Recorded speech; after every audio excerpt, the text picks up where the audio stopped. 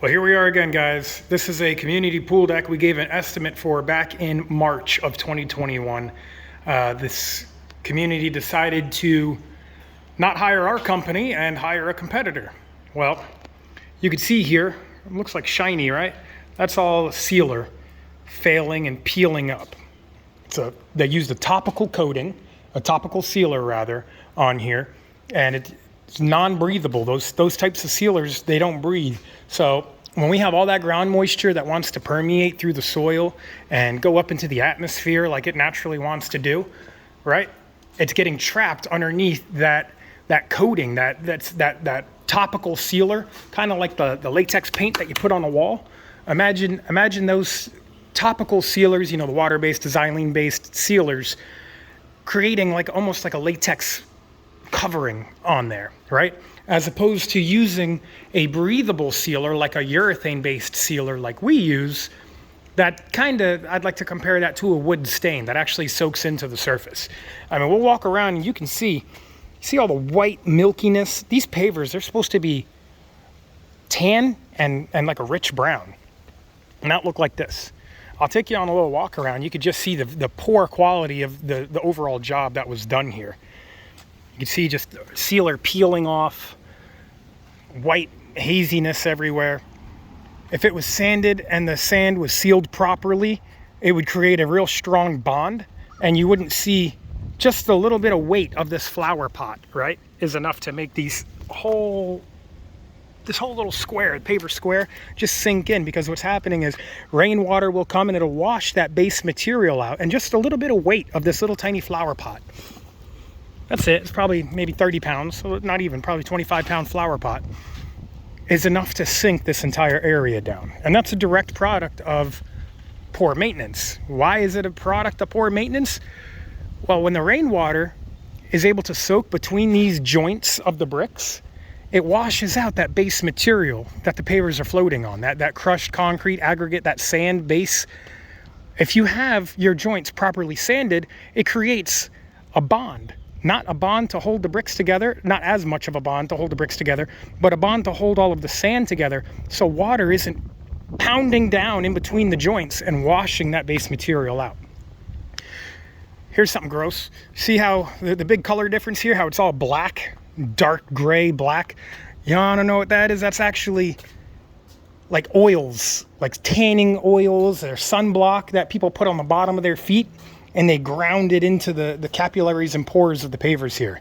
It's pretty gross. We do have chemicals that releases all that and gets that nice and clean, but it's kind of gross, especially when you know what it is. It's just people's foot oils, right? See here more blushing of the sealer, where it's all just starting to peel up.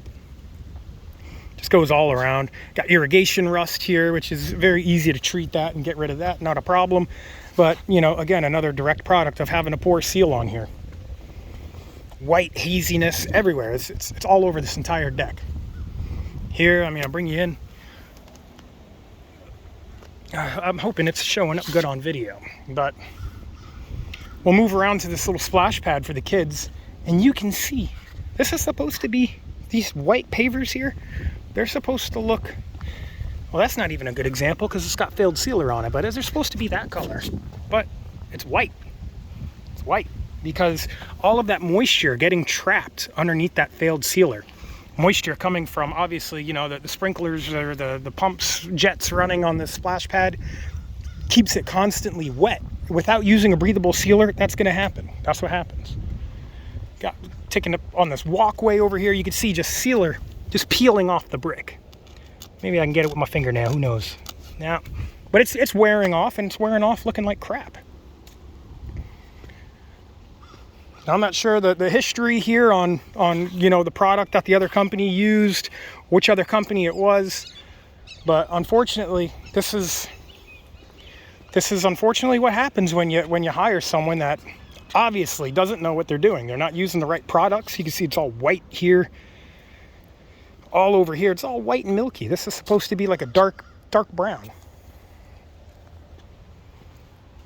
Horrible, especially this side. I don't know what's going on over here, but tons of moisture just trapped underneath the sealer here.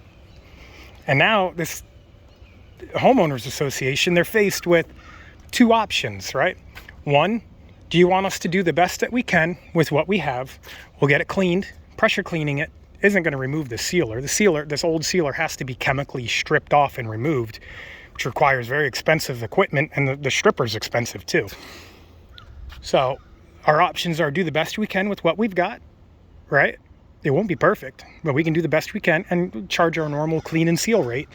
Or the cost of the stripping chemicals is about 3 times the amount that it would cost for our normal clean and seal process if they would have hired us in the first place.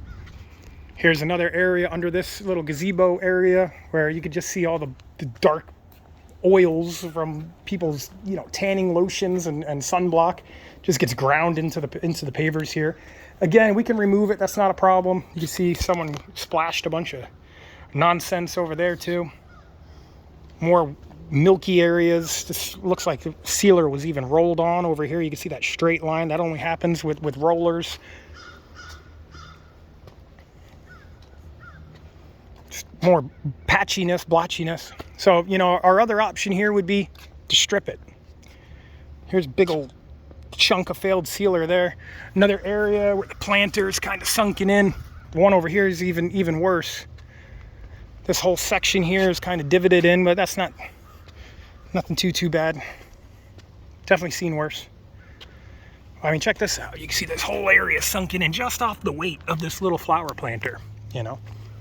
And again, that's a direct product of not having proper sand between the joints and a proper sealer used to bond it all together. And that water, rainwater, pool water, splashing, it's just washing out that base material that's below there. So this is one of those situations where, you know, it's, what can you do? It's now an expensive, very expensive repair if they want it to look right.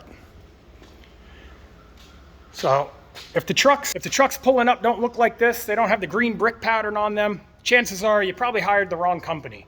Give us a call at Dura-Guard Paver Sealing, 727-218-4221. Visit us online at brickpaversealing.com. Thank you guys for watching and have a wonderful day.